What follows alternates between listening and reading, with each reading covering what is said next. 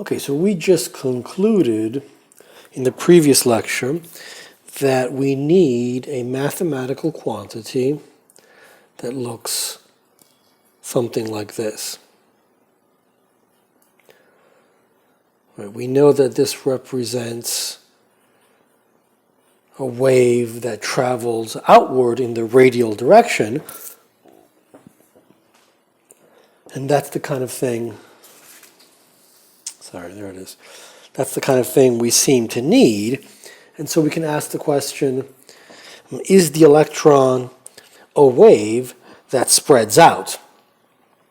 Right? So let's go back to our imaginary experiment, and here is the electron, and if we think of it as a wave, right, so it's a kind of object that looks like that, spreading outwards.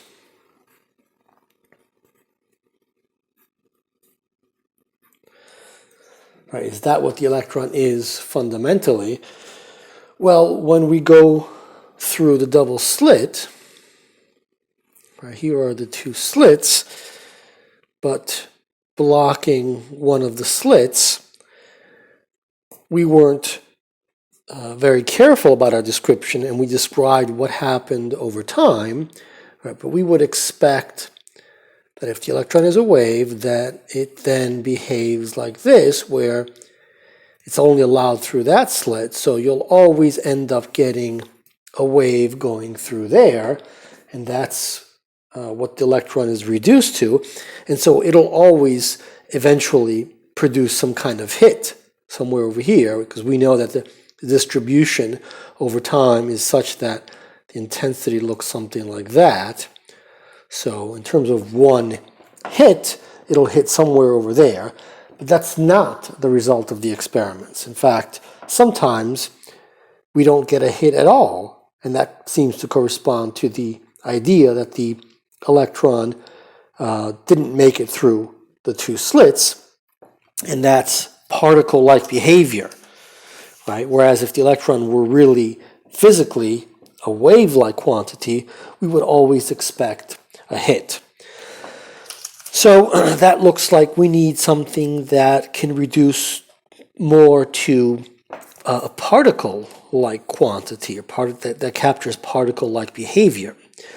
So when both slits are open, right, we also know that whatever this quantity is, when both slits are open, so if we think of one electron, but both slits now being opened, it'll hit somewhere, right? So the electron could hit somewhere, and we know that over time it builds up this interference pattern, right? So we know that we need this wave-like kind of a quantity, but we need a wave-like quantity that allows us to produce interference. So this kind of experiment tells us that what we need is a wave-like quantity that looks something like, let's add a couple terms, because we know what produces interference. So it could be something like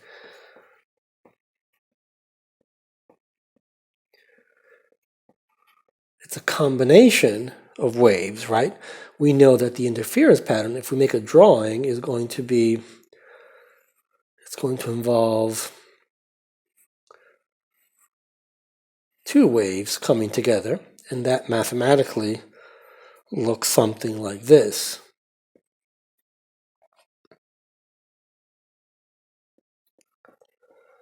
Right, so in the first wave, we have an amplitude A. In the second wave, we have an amplitude B. That's sort of a general expression. We could make them the same amplitude. I've changed all of the quantities. Right, the experimental setup argues that both A and B would be the same here, and we would have similar angular frequencies. But just to be general, this is the kind of thing that we seem to need where we have the possibility of interference, which comes from thinking of psi modulus squared, right? We know from experiments that mathematically psi modulus squared gives us the intensity of light, and so that mathematically is just psi star, psi, where psi star is the complex conjugate. So what does that look like? Well, it would look like, right, a star times the complex conjugate of this part, which is e to the minus I k1 r1 minus omega 1t plus b star e to the minus I k2 r2. This should be r2 minus omega 2 times t. So that's psi star, and psi star has to be multiplied by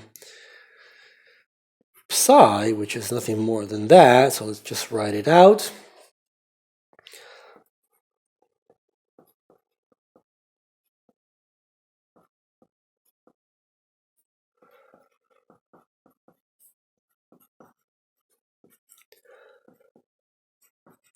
I'm just reproducing psi itself.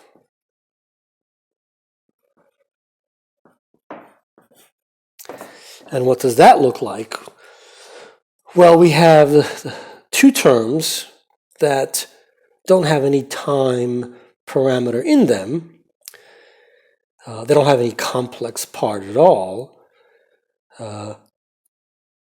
In fact, none of the other terms do either, but they do have a time part. So we'll get a term which is this multiplied by this, which is a star A, and everything else goes away, right? Because we have e to the minus x times e to the minus ix times e to the I times an x quantity, and so by the law of exponents, we just get e to the 0, and it's something similar for the b star b term. But then we have two cross terms, which could be simplified further, and we'll see how that works.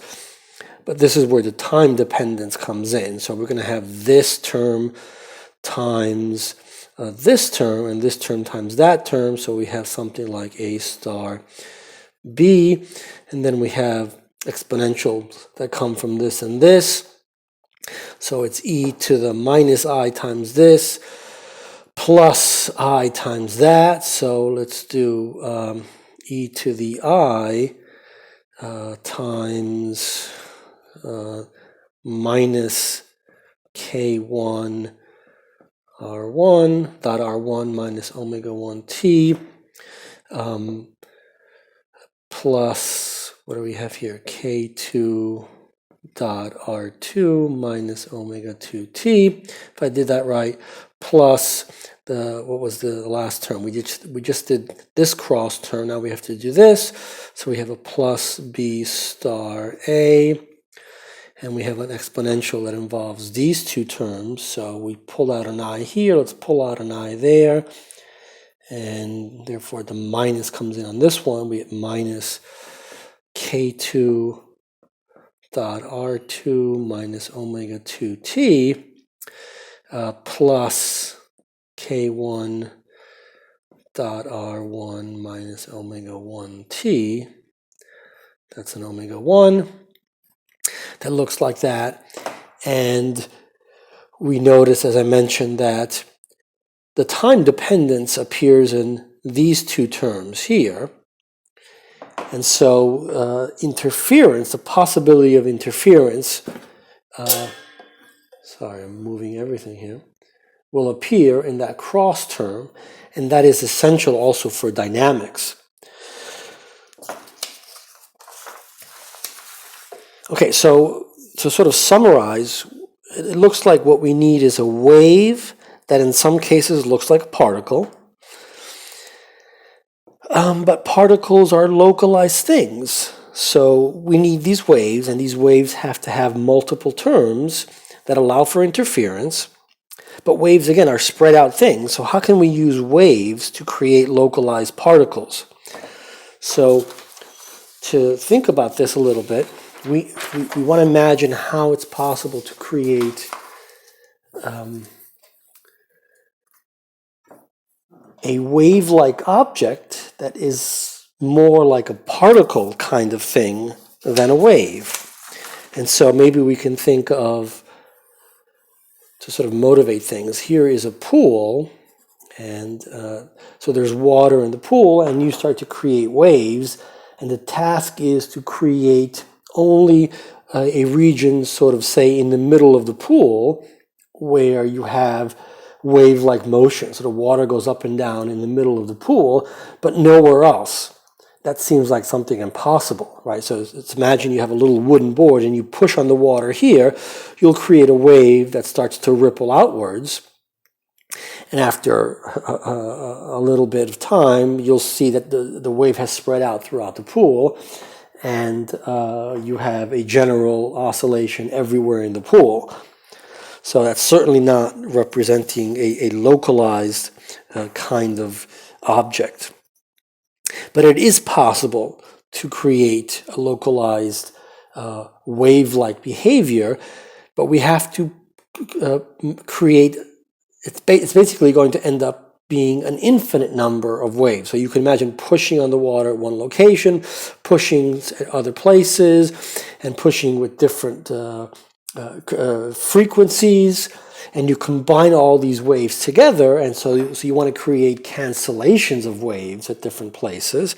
And so mathematically, your overall wave is going to be really a sum over many waves that are described or represented by a number n with different values of this number n, and we'll see that n has something to do with the energy,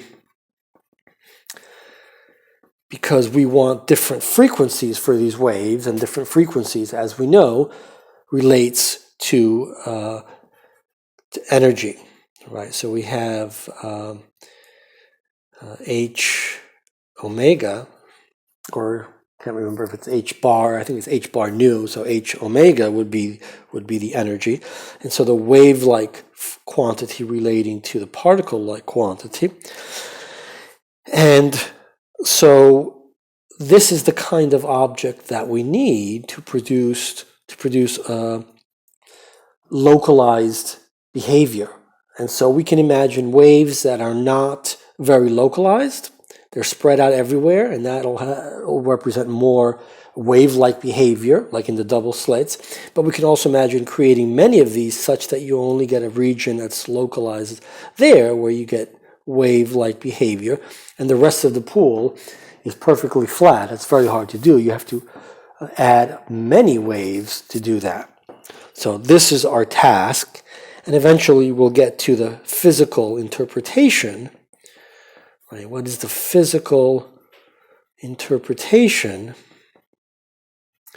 of this quantity, of this wave-like quantity that looks like that if we're allowed to have discrete numbers, and we'll see that in certain cases we'll have discrete numbers, and in other cases we'll see that it won't be possible to have a discrete sum, but we'll have a continuous distribution of things like frequencies and energy, and therefore we'll reduce this to an integral kind of thing.